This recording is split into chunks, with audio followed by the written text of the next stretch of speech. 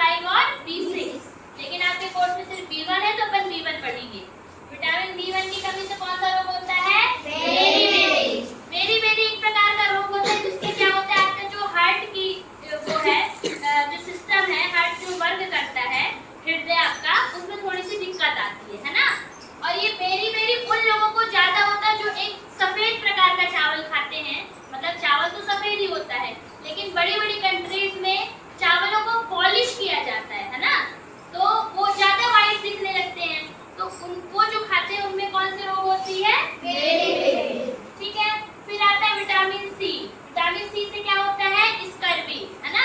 और स्कर्वी में क्या होता है, आपके दांत वगैरह कुछ लोग ना जल्दी हिलने लगते हैं, मसूड़ों में दिक्कत आने लगती है ना, उनको होता है। हाँ, तो विटामिन सी की कमी है। तुम्हें क्या खाना चाहिए?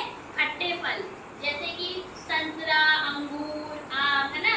चलो बंद करो अभी इसको बेटा, क्या लिख रहे हो? ठीक है। तो ये आपको किससे होता है? विटामिन सी से कौन सा रोग होता है? स्कर्वी। बोलो क्या होता है?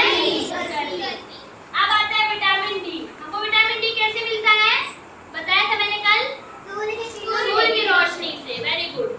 तो विटामिन डी जिनके में कमी होती है उनको रिकेट्स हो जाता है।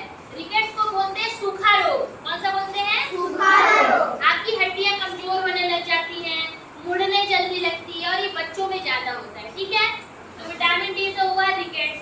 अब आता है विटामिन ई। विटामिन ई ये महिलाओं में ये रोग ज्यादा होता है, बंधिता बोलते हैं।